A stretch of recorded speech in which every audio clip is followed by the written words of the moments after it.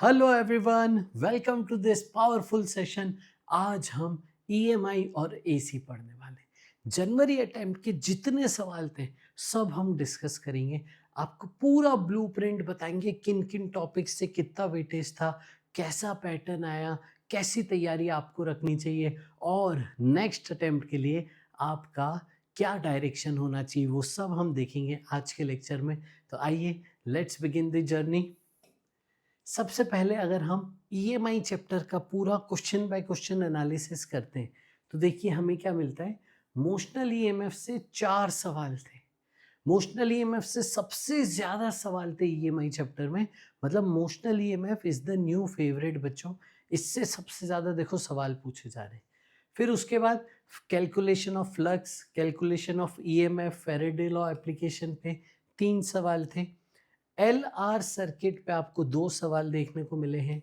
एक सवाल direction of induced current और लेंज लॉ के एप्लीकेशन का था और आपको पावर और हीट कैलकुलेशन पे भी एक सवाल देखने को मिला है। ये आपका ईएमआई की टोटल एनालिसिस थी। अभी हम जब लेक्चर्स आगे पढ़ाएंगे, एक एक सवाल डिस्कस करेंगे, तब भी बहुत इंटरेस्टिंग फिनोमिना आपको जानने को मिलेगा। हम देखेंगे एक शिफ्ट ऐसी थी जिससे ईएमआई से बहुत सारे सवाल थे।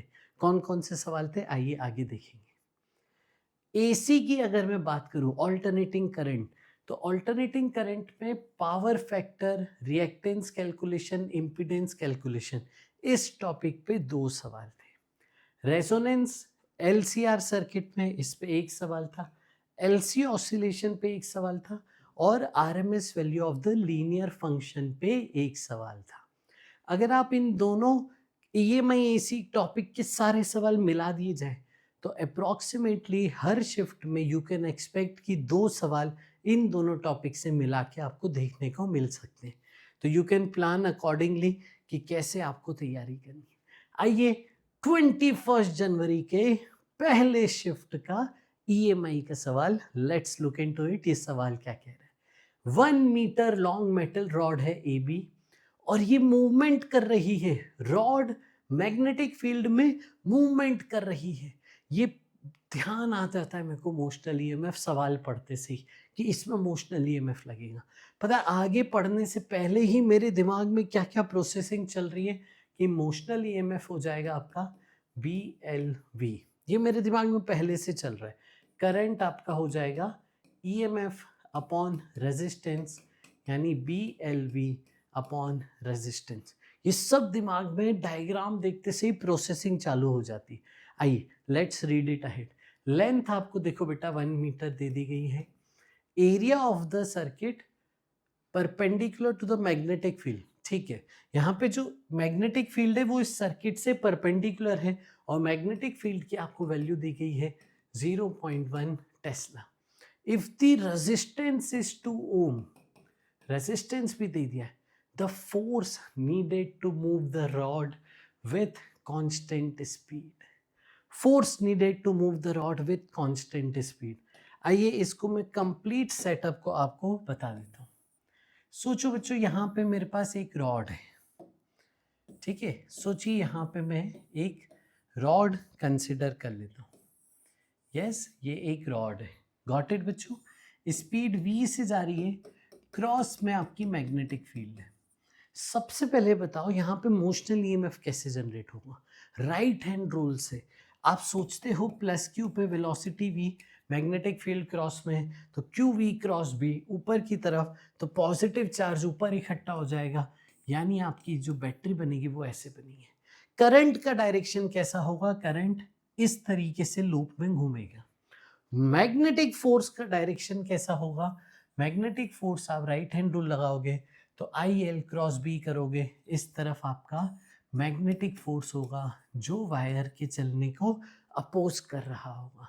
अगर इसको कांस्टेंट वेलोसिटी से चलाना है तो हमें एक्सटर्नल फोर्स लगाना पड़ेगा।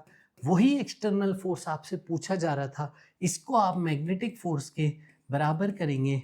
मैग्नेटिक फोर्स यहाँ पे हम लिखेंगे बी आई एल और आई क्या लिखेंगे आप, आई लिखेंगे मोशनल ईएमएफ अपॉन रेजिस्टेंस, यानी B L V by R. यहाँ पे रख दीजिए तो आपको मिलेगा B square L square v/r। बस इतना सा था इस सवाल में। इसमें बस आपको वैल्यू रखनी थी और आपको आंसर मिल जाएगा। आइए जल्दी से वैल्यू रख देते हैं फोर्स में।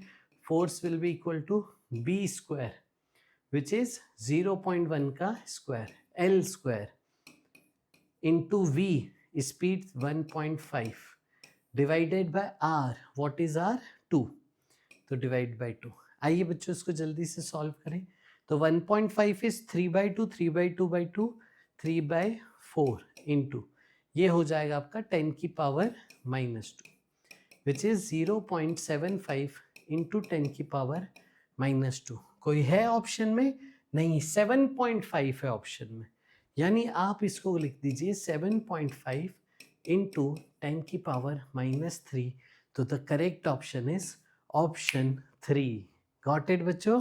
आइए नेक्स्ट सवाल पे चलते हैं। ये देखिए अगला सवाल किस कंसेप्ट पे, देखिए कौन से शिफ्ट में आया था, सेम शिफ्ट में। In a conducting circular loop of the area placed perpendicular to the magnetic field, magnetic field का वेरिएशन आपको दिया है, रेजिस्टेंस ऑफ द लूप दिया है, average thermal energy dissipated in the loop in one time period is. यहाँ पे heat loss आपसे पूछा गया। हीट लॉस को आप I²RT कर सकते थे, बस I आपको लेना था IRMS। ठीक है, इससे आपका हो जाएगा। आइए फटाफट से कर दें बच्चों। फ्लक्स कैसे लिखा जाएगा? B into area. Yes. EMF कैसे लिखा जाएगा? इसको डिफ्रेंशिएट करेंगे, मैग्नेटिक फील्ड वेरिएबल है तो ये आपका EMF आ जाएगा। करंट कैसे लिखा जाएगा? इसको रेजिस्टेंस से डिवाइड करके करंट लिखा जाएगा। फटाफट से देखो यहीं पे हम सॉल्व कर लेते हैं। पहले हम EMF लिख लेते हैं। एरिया होगा बेटा 1, तो एरिया 1 है 1 इंटू dB/dt।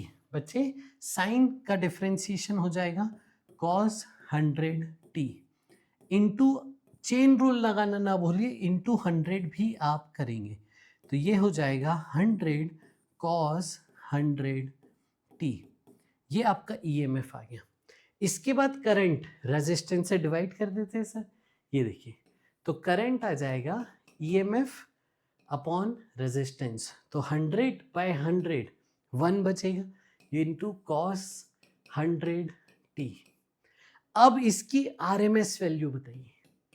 इसकी RMS वैल्यू देखिए क्या हो जाएगी। यहाँ पे cos है और ये 1 है, तो पीक वैल्यू 1 है और RMS वैल्यू होगी 1/√2। ठीक है बच्चों, तो ये हो गया 1/√2, क्योंकि आपकी RMS वैल्यू क्या होती है?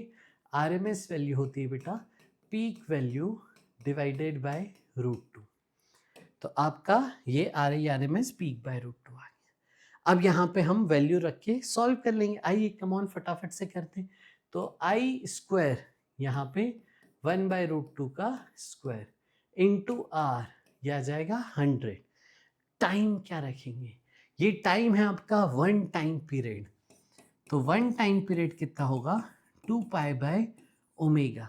ओमेगा कितना होता है? ये साइन में अंदर होता है ω/t, तो ओमेगा इस टाइम का कोफिशिएंट अंदर साइन के अंदर विच इज 100, तो ये बेसिकली मिलेगा 2π/100।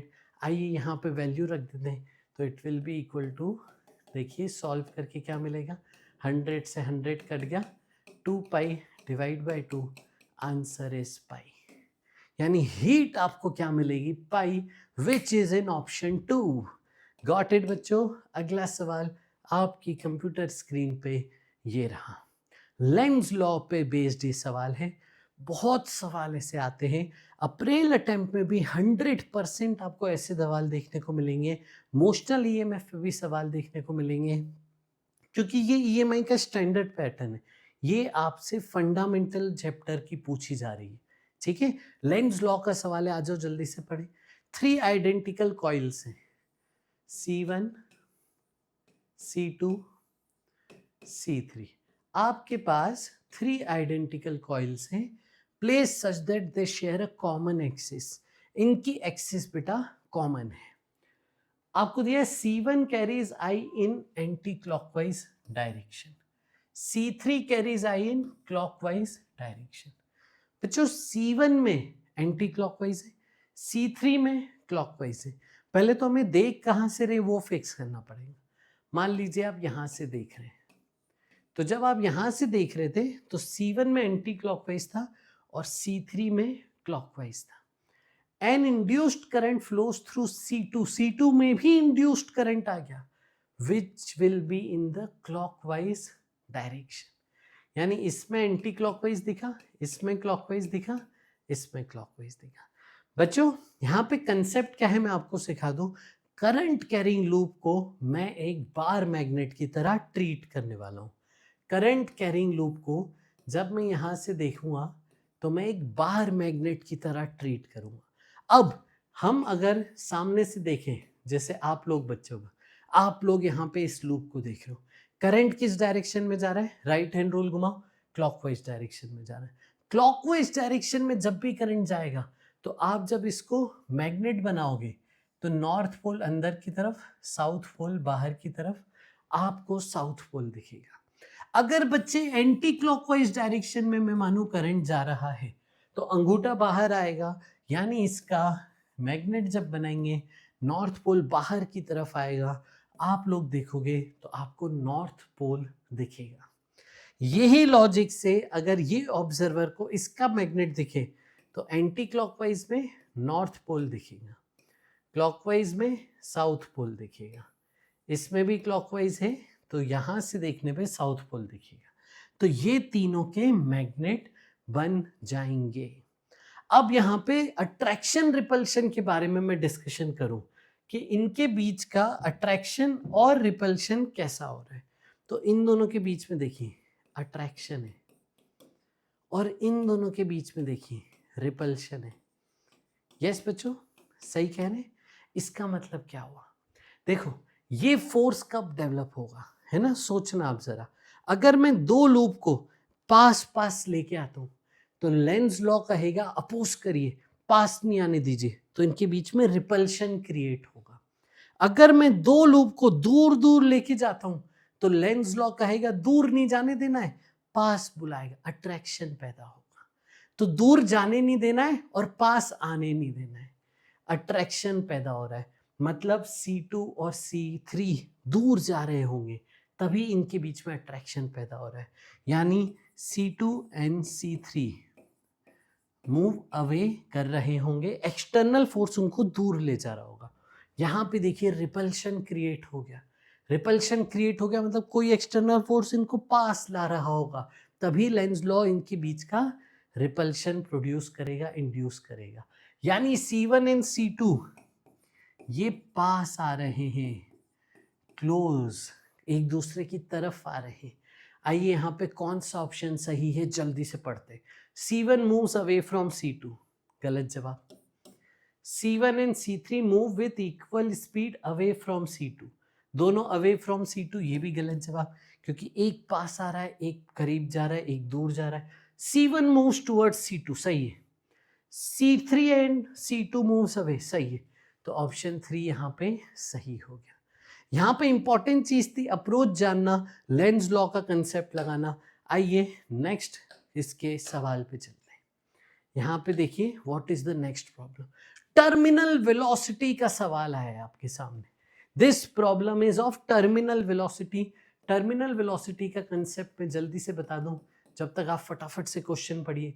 टर्मिनल वेलोसिटी टाइम इन्फिनिटी और एक्सेलरेशन या फोर्स जीरो पर आती है। जब भी टाइम का फंक्शन होगा टर्मिनल वेलोसिटी निकालने के लिए तो टाइम को इन्फिनिटी रखना, after a very long time terminal velocity achieve होती है। जब एक्सेलरेशन या फोर्स की बात हो रही हो, ये जब एफबीडी बनाना पड़ रहा हो, तब टर्मिनल वेलोसिटी जब अचीव होगी जब फोर्स या एक्सेलरेशन जीरो होगा। आइए इस सवाल पे चलते हैं। यहाँ पे एक रॉड है, रॉड को मैग्नेटिक फील्ड के प्रेजेंस में छोड़ दिया है, नीचे ग्रेविटी है, एक लूप बन रहा है, मोशनल ईएमएफ आ जाएगा, मोशनल ईएमएफ आ जाएगा, करंट आ जाएगा, करंट आ जाएगा, करंट पे फोर्स आ जाएगा। तो आपका एफबीडी क्या बनेगा, एफबीडी बनेगा मैग्नेटिक फोर्स ऊपर, mg नीचे। और टर्मिनल वेलोसिटी पे आपसे पूछा गया है तो फोर्स को जीरो कर देना था, मतलब दोनों को बैलेंस कर देना था। तो मैग्नेटिक फोर्स को आप mg के बराबर करिए, मैग्नेटिक फोर्स है BIL, इसको आप mg के बराबर करिए। करंट कैसे लिखेंगे? करंट हम लिखेंगे EMF अपॉन रेजिस्टेंस। EMF कौन सा लिखेंगे? तो ये आपका favourite of this topic, motional EMF BLV upon R, ये बेटा आपका करंट हो जाएगा। तो मैं यहाँ रख देता हूँ डायरेक्ट, तो B into current BLV by R into length equal to mg। Solve करिए तो यहाँ से जो स्पीड आ रही है that speed is terminal speed. कौन सा ऑप्शन यहाँ पे मैच कर रहा है? ऑप्शन 3 यहाँ पे मैच कर रहा है। बच्चों this is a very standard problem, आपको बहुत अच्छे से ये ध्यान होनी चाहिए, एकदम अगले अटेम्प्ट में भी पूछा जा सकता है। ठीक है, बी प्रिपेयर्ड फॉर इट।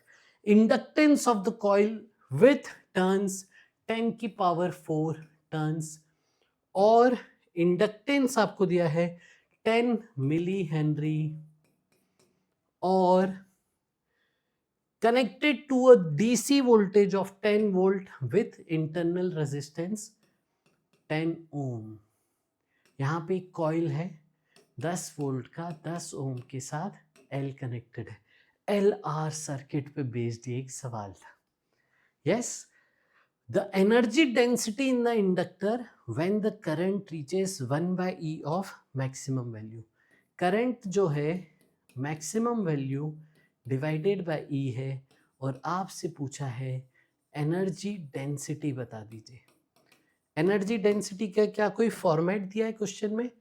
हाँ, alpha pi by E square, और आपसे पूछा है अल्फा बता दीजिए। ठीक है, तो आइए इसको सॉल्व करते हैं। सबसे पहले LR सर्किट आपको पता है कि नहीं? LR सर्किट में करंट का टाइम के साथ फंक्शन ये हुआ करता था। यस, एक बार जल्दी से LR सर्किट रिवाइज करवा दे रहा हूँ। करंट यहाँ पे ग्रोथ करता था, ये करंट का ग्राफ होता था। टाइम कांस्टेंट होता था L/R, और I नॉट जो आपका मैक्सिमम करंट जो टाइम इन्फिनिटी पे स्टेडी स्टेट पे अचीव होता था, वो होता था EMF अपॉन R। तो यहाँ पे सबसे पहले मैक्सिमम करंट निकालते हैं। मैक्सिमम करंट कितना हो गया? I not 10/10 which is 1। यानी करंट कितना है हमारे पास? आपका इंस्टेंटेनियस करंट कितना है जहाँ पे बात हो रही है? मैक्सिमम बाय E यानी 1/E। जब करंट 1/E है तब आपसे एनर्जी डेंसिटी पूछी गई है। तो एनर्जी डेंसिटी आओ लिख लेते हैं। Energy density is energy per unit volume which is B²/2 mu naught. ये फॉर्मूला आपको ध्यान होना चाहिए बच्चों। Energy density B²/2 mu naught. Magnetic field है ना, सोलेनॉइड वाले ही सेटअप लेके म्यू नॉट NI का whole square upon 2 mu naught आप कर सकते थे। देखो, आप हाफ LI स्क्वायर से एनर्जी निकालो, magnetic energy stored, divided by volume करो, वैसे भी कर सकते थे, या फिर इसको मैं B²/2 म्यू नॉट से भी कर सकता था, कंपेयरिंग इट विथ सोलेनॉइड, और इसकी एनर्जी B जो है वो म्यू नॉट NI लिख सकता था। तो अब देखो इसको सॉल्व करेंगे तो 1 mu naught square upon mu naught 1 cut जाएगा, N² I²/2 आ जाएगा। गॉट इट बच्चों? आ जाओ इसमें वैल्यू रखते हैं। म्यू नॉट की वैल्यू रख दी सर, N², देखो number of turns per unit length अगर मैं ये ले लूँ तो ये मिल जाएगा। करंट विच इज 1/E, तो 1/E² मिल जाएगा डिवाइडेड बाय 2। ठीक है, अब देखिए अल्फा पाई/E² लेके आना है। E² है, पाई है, तो पाई/E² हमें मिल गया। अब देखिए यहाँ पे 10 की पावर देखिए -7 8 10 बचेगा, तो 4 × 10 40, 40/2 × 20, यानी अल्फा यहाँ से सॉल्व करके आ जाएगा बेटा 20। अल्फा यहाँ से सॉल्व करके आ रहा है 20।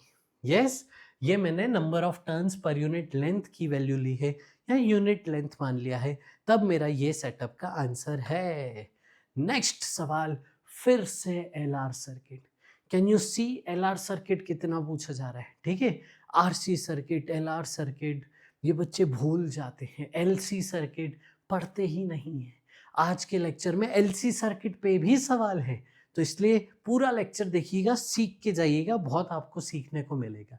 Readings of ammeter when switch is turned on, जब स्विच टर्न ऑन किया यानी टाइम 0 पे इंडक्टर बिहेव कैसा करता है ये आपको बताना चाहिए।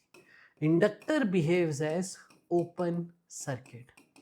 टाइम 0 पे जब इंडक्टर से कोई करंट नहीं जा रहा था, जस्ट आपने कनेक्ट किया है, तब इंडक्टर ओपन सर्किट की तरह बिहेव करता है। यानी जो जो इंडक्टर की ब्रांच है उसमें कोई करंट नहीं जाना है, तो ये वाली ब्रांच को उड़ा दीजिए। टाइम 0 की बात हो रही है, दूसरे टाइम पे मत करना ऐसा। आइए, और ये वाली ब्रांच को भी उड़ा दीजिए।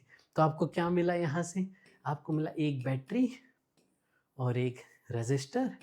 ये कितना आसान हो गया है। Look at the problem. Current हो गया 9/9 which is 1, which is option 2. Look at the setup. How easy it becomes when you know the concept. Got it बच्चों? आइए अगला सवाल। नेक्स्ट प्रॉब्लम आपके सामने है। यहाँ पे बोल रहा है एक कंडक्टिंग सर्कुलर लूप है, इसको रोटेट किया है डायमीटर से। बच्चों एसी जनरेटर का ये कंसेप्ट है। आ जाओ, ठीक है। ये एसी जनरेटर में भी हमने सीखा था। मैं थोड़ा सा आपको सेटअप बता दूं। फ्लक्स को हम लिखते थे B A cos omega T, remember. Number of turns दिए हैं तो इनटू एन हो जाएगा। इसको डिफरेंशिएट करके ये आ जाता था B A omega sine omega T. Faraday law से ईएमएफ जब निकालेंगे तो ईएमएफ ये आ जाता था, फ्लक्स ये आ जाता था। एसी जनरेटर एकदम स्टैंडर्ड सवाल, बहुत बार ये पूछा गया है ना। आइए सवाल पढ़ते हैं। तो आपने रोटेट कर दिया, एंगुलर स्पीड आपको ओमेगा गिवन है बेटा, मैग्नेटिक फील्ड 0.5 गिवन है।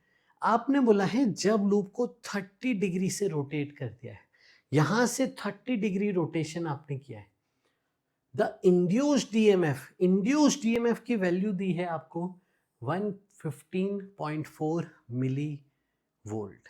The radius of the loop is, बच्चों आ जाओ, ठीक है। क्या पूछ रहा है ये समझ ले, है ना। ये पूछ रहा है कि रेडियस ऑफ द लूप बताइए, ठीक है। ये पूछ रहा है, ईएमएफ हमने दे दिया है और हमने मैग्नेटिक फील्ड भी दे दी है, हमने एंगल भी दे दिया है, और हमने आपसे पूछा है कि ईएमएफ बताइए। अभी हम एक्सप्रेशन लिखेंगे और अभी हम सॉल्व करके तुरंत बता देंगे कि इसका ईएमएफ क्या बन रहा है। गॉट इट बच्चों? आप पाई जब बनेगा ना तो पाई की वैल्यू आप 22/7 ले लीजिएगा। ये भी क्वेश्चन ने दिया है। तो आइए शुरू करते हैं, ठीक है बच्चों। तो आप ईएमएफ को आप delta phi by delta T या D phi by D T से लिख सकते थे। यहीं पे अगर मैं डायरेक्ट वैल्यू डाल दूं, यहीं पे डाल दूं, चलो यहीं पे डाल देते हैं। तो ईएमएफ कितना आ गया 15.4 मिली, यानी अपॉन में 10 की पावर 3। मैग्नेटिक फील्ड इज 0.5 यानी 1/2। Area is pi R square, omega is 100, और आप 30 डिग्री टर्न कर चुके हो तो साइन 30 हो जाएगा 1/2। यस, यहाँ पे ये स्टैंडर्ड सेटअप था, ठीक है। एकदम स्टैंडर्ड सेटअप आपका एसी जनरेटर का ही सेटअप था, यही सेम फॉर्मूले से आपका हो जाएगा ये सवाल। आइए नेक्स्ट आप देखिए, इसको सॉल्व करेंगे तो आपको क्या मिल रहा है। यहाँ से सब कुछ उधर ले जाते हैं, 154 अपॉन 10 और नीचे ले जाते हैं, 1 2 3 4, 2 2 जा 4 उधर चले जाएगा, है ना। पाई नीचे आ जाएगा और ये 100 भी नीचे आ जाएगा, और पाई को मैं यहीं पे 22/7 लिख दूं बच्चे, ठीक है। तो पाई को यहीं पे सर ने 22/7 लिख दिया, ये आर स्क्वायर हो गया। अब देखिए छोटा सा इतना कैलकुलेशन है, इसको 11 से जब आप करेंगे तो ये 2 जा 14 जा जाएगा, ये 2 से ये कटेगा 2 14, और ये 2 7 जा 14, और डिनोमिनेटर में कितने 1 2 3 4 5 6 0 आपको मिल रहे हैं। अब आप रूट ले लीजिए दोनों तरफ, तो आपको मिलेगा 14/123, 14 मिलीमीटर। आपसे पूछा एमएम में रेडियस बताइए, वो हो जाएगा 14 मिलीमीटर। बस इतना सा ही ये सवाल था, खत्म। आइए देखिए कितना आसान पूछा गया। When you compare this chapter with other larger chapters, ठीक है, जिन चैप्टर से 2 सवाल हैं कंफर्म आते ही हैं, उन चैप्टर से आप पढ़ोगे और इससे पढ़ोगे तो इसकी लेंथ कम है, ईएमआई एसी छोटे हैं, जल्दी तैयार हो जाते हैं। बाकी जो बड़े बड़े चैप्टर्स हैं जिनसे 2-2 सवाल आते, उनको कवर करने में टाइम लगता है। यस, तो ये कम समय में हाई आउटपुट लाने वाले चैप्टर्स हैं और इनसे आप सवाल देख रहे हो कि इजी आ रहे है ना। आइए अगला सवाल। A 20 metre long copper wire held horizontally is allowed to fall under gravity through uniform horizontal magnetic field। बच्चों यूनिट की गड़बड़ी मत करना, मैग्नेटिक फील्ड गॉस में दी है, उसे आप टेस्ला में जरूर कन्वर्ट करना। और आपसे पूछा है the induced EMF in the wire बताइए जब वो वर्टिकल 200 मीटर फॉल हो चुकी है। बच्चों ग्रेविटी में फ्री फॉल हो रहा है, यानी जो स्पीड है उसे हम लेंगे √2gh। इसमें वैल्यू डाल दीजिए 2 इंटू जी इंटू एच, कितना दिया देखिए 200। यस, तो 2 2 जा 4, 4 का रूट 2, 1 2 0 2, 20√10। ये बेटा आपकी स्पीड आ गई। यस, अब आपसे पूछा इंड्यूस्ड ईएमएफ, फिर से आपका फेवरेट मोशनल ईएमएफ पे ये देखो सवाल है। मोशनल ईएमएफ में सीधे वैल्यू डालनी थी BLV, बस खत्म। B की वैल्यू हमने रख दी। लेंथ कितना दिया है, लेंथ दी है 20, लेंथ है 20√10। यहाँ से ये 10 हो गया, ये 5 2 जा 10, तो 20√10 इंटू 10 की पावर -3।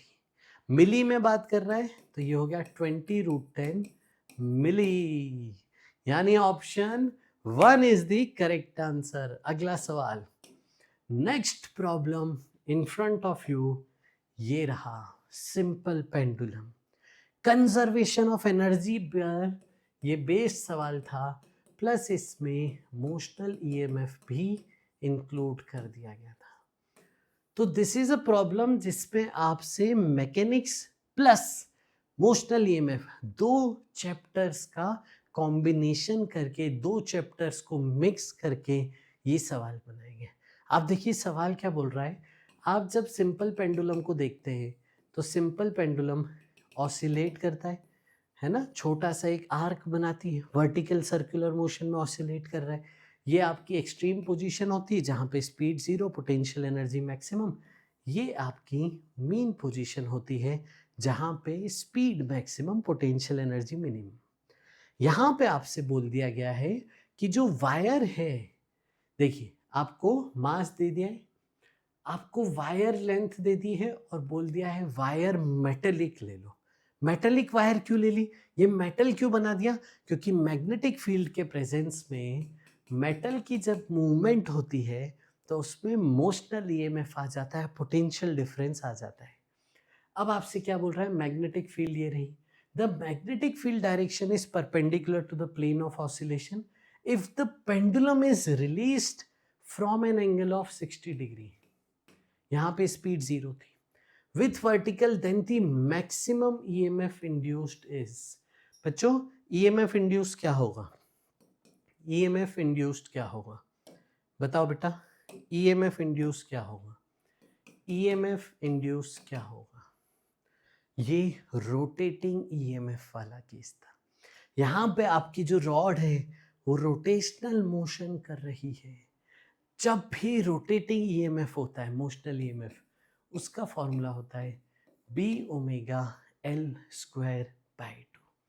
ठीक है, रोटेटिंग ईएमएफ का ये सवाल था। रोटेशनल मोशन में ईएमएफ होता है B⍵L²/2 और सर्कुलर मोशन के सवाल आप में V=R⍵ लिख सकते हैं। ठीक है, उसमें कोई दिक्कत नहीं है। तो यहाँ पे देखिए सबसे पहले मैं कंजर्वेशन ऑफ एनर्जी करके फिर सॉल्व करता हूँ।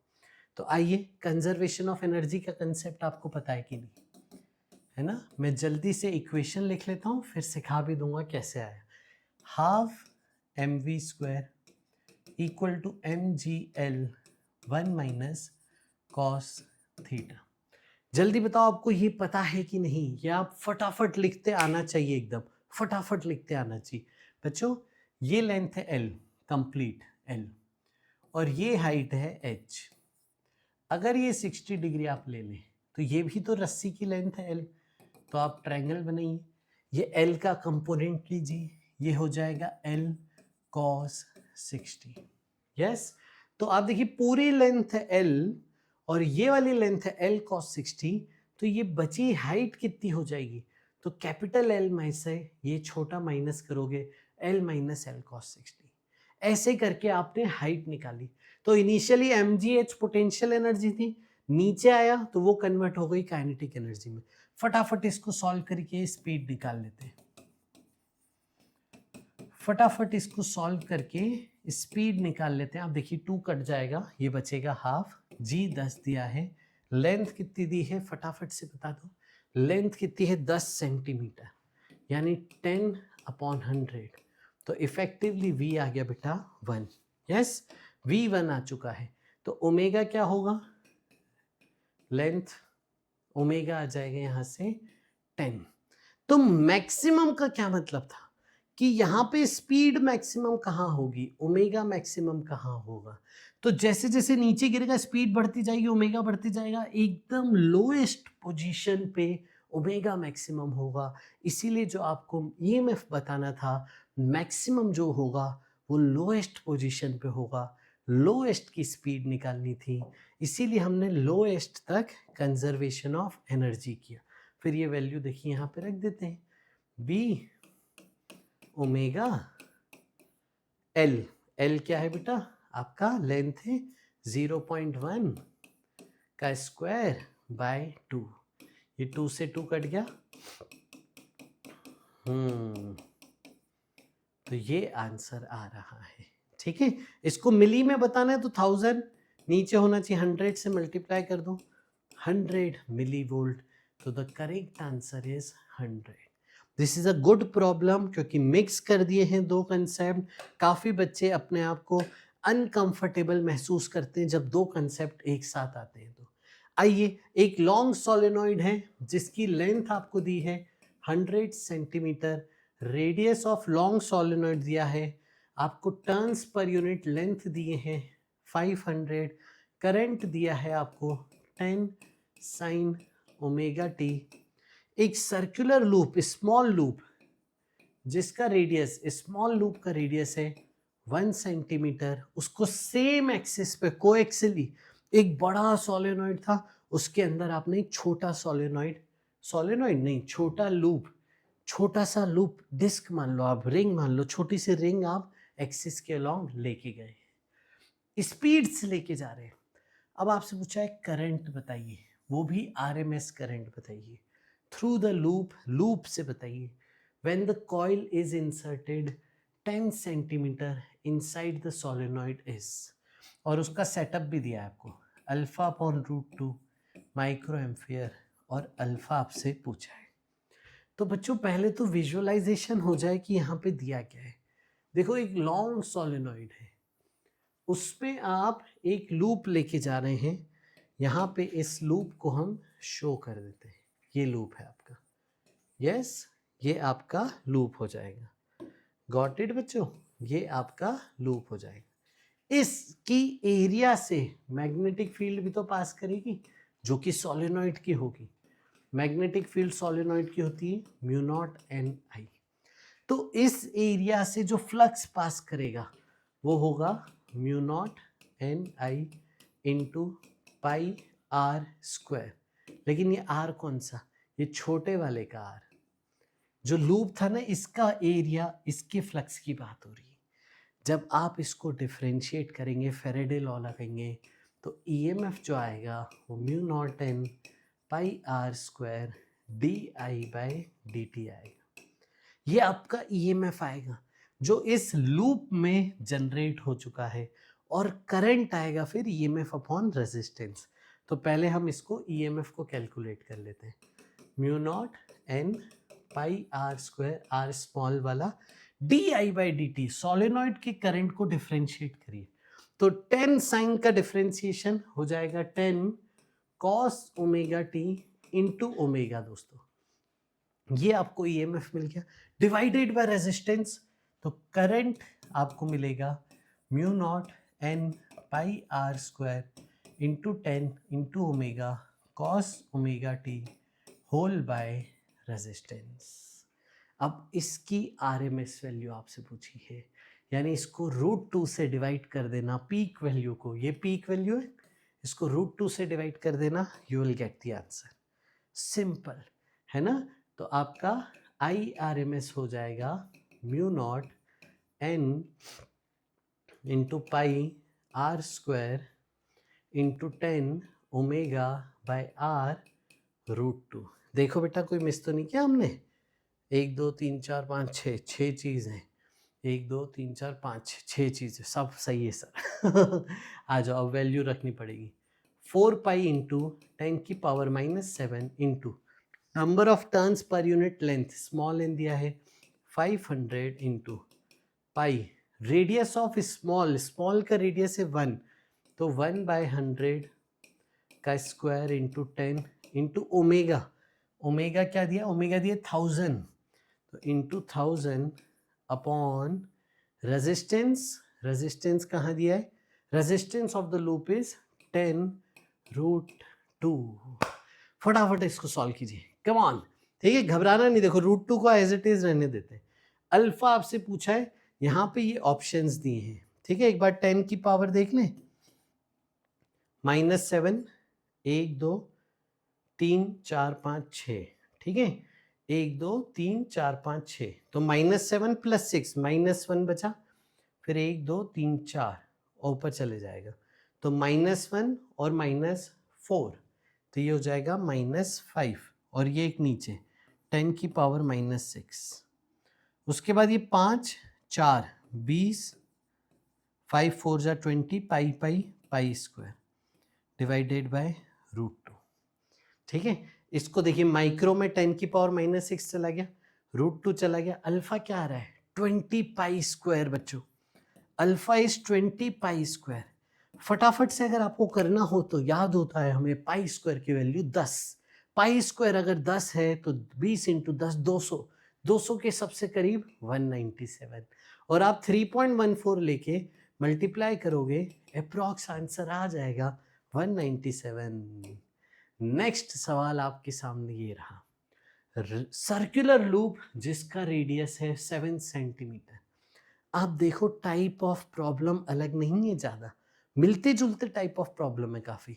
A circular loop of radius 7 centimetre is placed in uniform magnetic field directed perpendicular to the plane of the loop. The loop is converted into the square loop. एक circle को एक square बना दिया है, ठीक है, तो एरिया बदल गया ना बच्चों। कंसेप्ट ये था, इनिशियल आप बोलोगे b into pi R square, final जो फ्लक्स आ जाएगा वो बोलोगे b into L square. Yes, initial final. तो ईएमएफ कैसे आएगा, देखो अगर फंक्शन होता तो डिफरेंशिएट कर देते, यहाँ फंक्शन ये इनिशियल वैल्यू फाइनल वैल्यू है, तो आप average EMF delta phi by delta T लिख लीजिए, है ना, मॉड भी लगा सकते हैं आप, कोई दिक्कत नहीं है, या minus delta phi by delta T लिख सकते हैं, तो बड़े में से छोटा माइनस कर दीजिएगा, मॉड लेके जवाब दे देंगे, है ना। तो आप यहाँ पे B L square minus B pi square upon time 0.5, इसको सॉल्व करना था, इसको सॉल्व करना था बच्चों, ठीक है।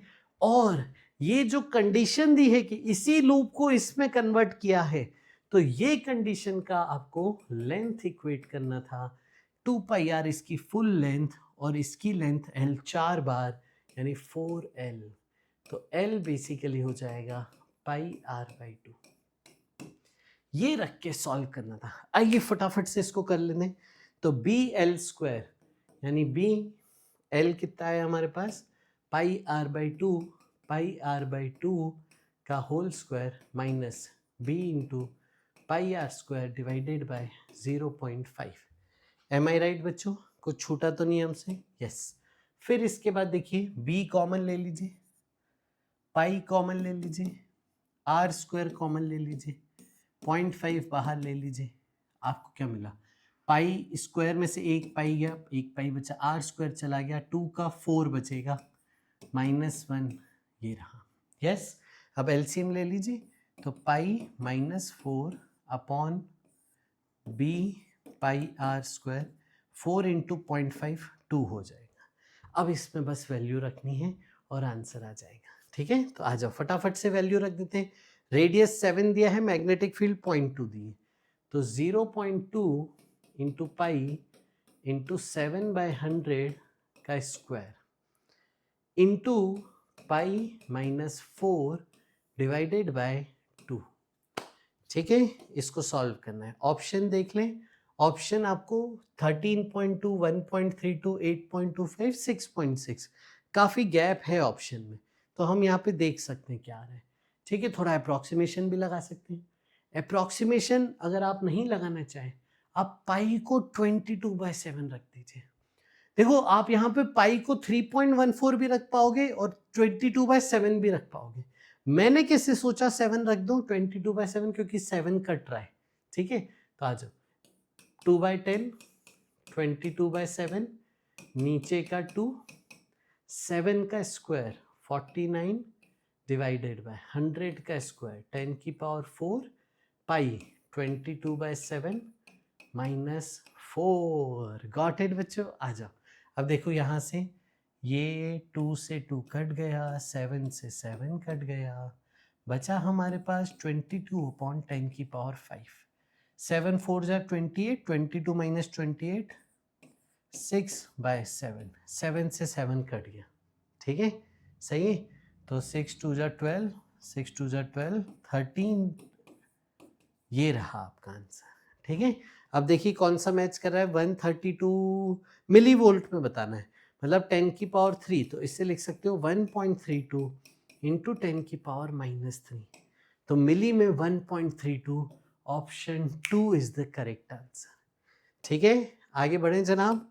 यस, तो आइए अब एलसी ऑसिलेशन, एसी पे हम चल रहे हैं। देखो मैं आपको यहाँ पे आगे बढ़ने से ले आपको एक फैक्ट दिखाता हूँ। ठीक है, एक इंपॉर्टेंट फैक्ट देखिए, यहाँ पे 23 जनवरी शिफ्ट 2 में आपको ईएमआई पे सवाल देखने को मिले।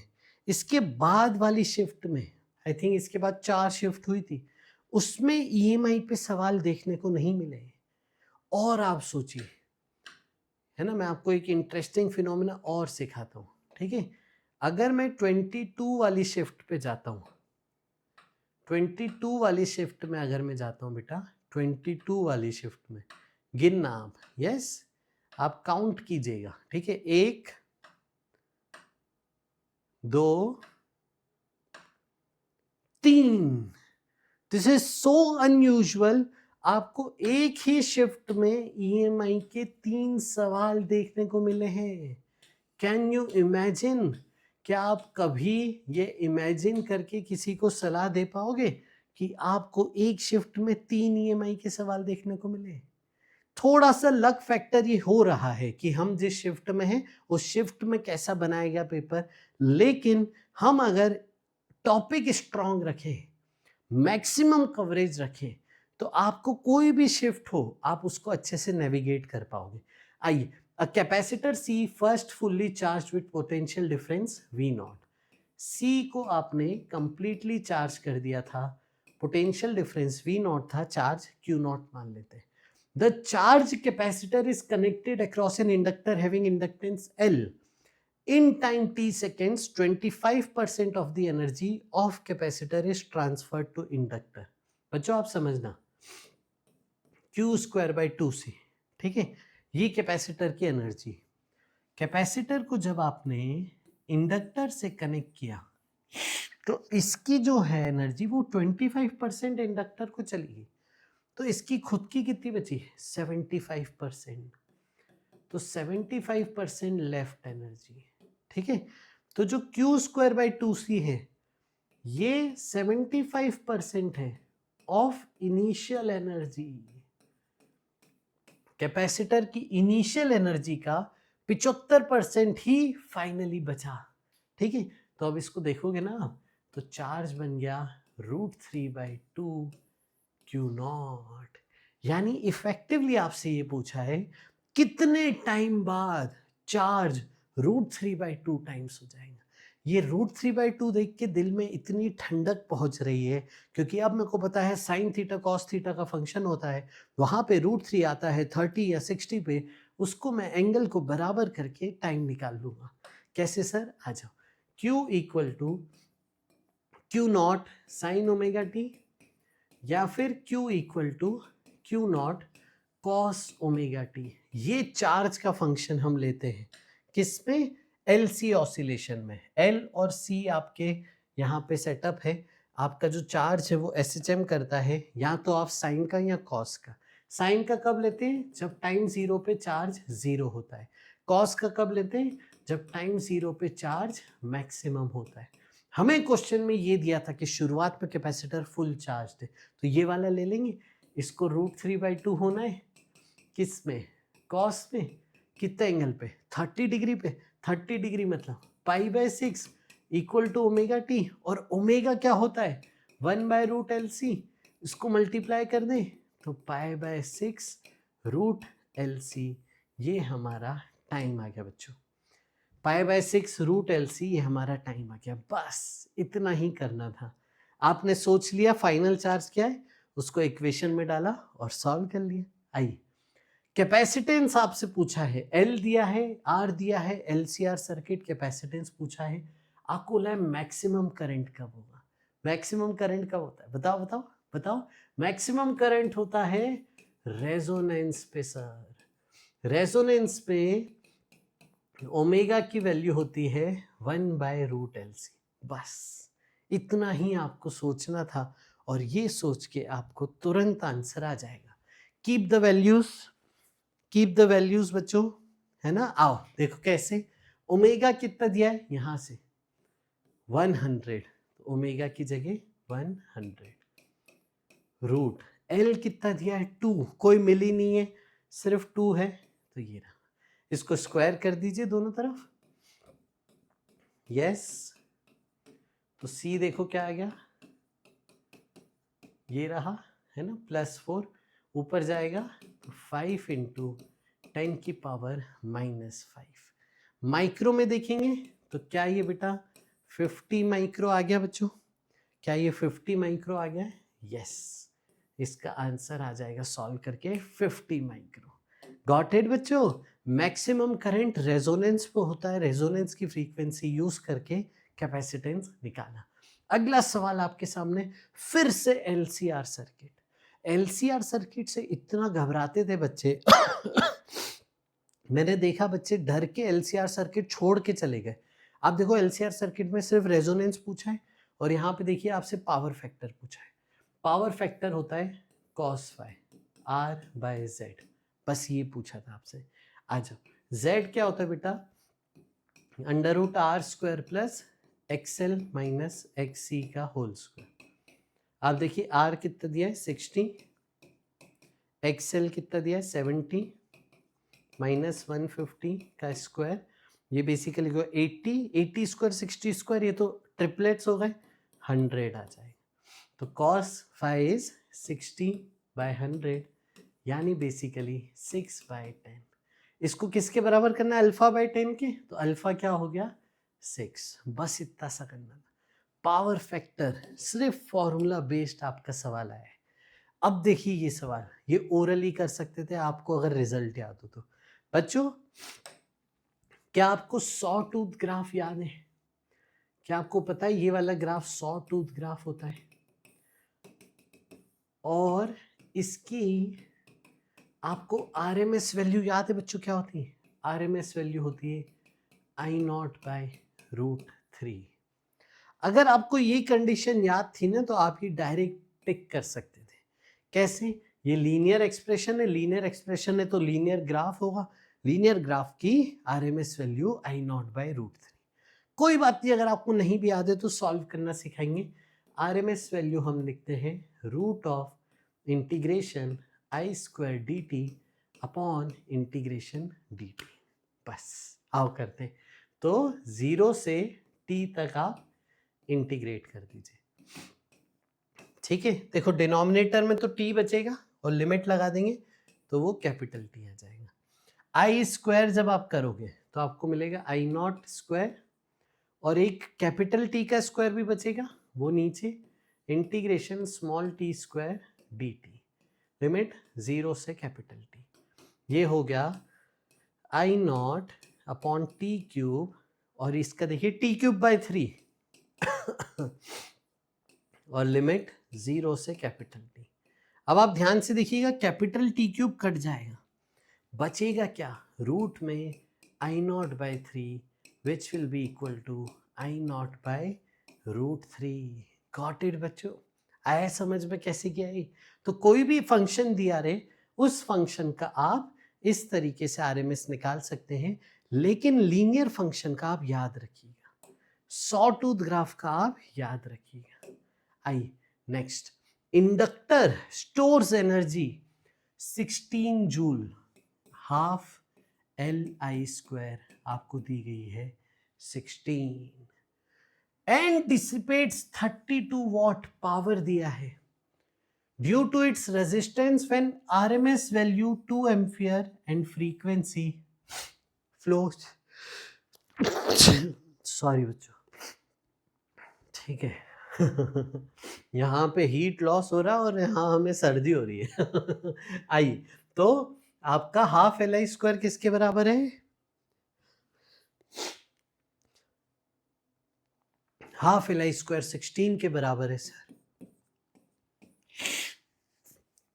करंट भी तो दे दिया है बेटा, बस सॉल्व कर ले दोस्त। 2 का स्क्वायर 4, 4 बाई 2 2, 2 इधर 8, एल की वैल्यू 8, और पावर दिया है पावर आई स्क्वायर आर, जिसमें आई क्या होता है आपका आरएमएस वैल्यू, तो आई की आरएमएस वैल्यू रख दो 4, 32 बाई 4 8, तो रेजिस्टेंस 8। आगे क्या पूछ रहे हैं?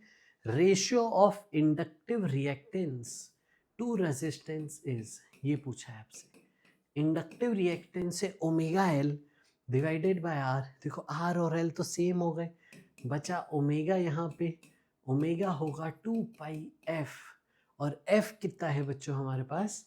एफ है 50, 2 पाई इंटू 50 100 पाई, पाई है बेटा 3.14, यानी आपका रख के वैल्यू आएगी 314। This was the answer. Got it बच्चों? तो आसान सवाल की कैटेगरी में दिख रहे हैं आपको सारे सवाल। ये था आज का सवालों का सिलसिला। मिलेंगे हम अगली सेशन में अगले टॉपिक्स के साथ। तब तक के लिए बाय बाय बच्चों। एक्सट्रीम मेहनत करते रहिए, बहुत सारा आशीर्वाद, शांति से खुशी से पढ़ाई करिए और खूब पढ़ाई करिए, क्योंकि आगे वाला अटेम्प्ट, आने वाले पेपर फोड़ने हैं। Yes, bye bye.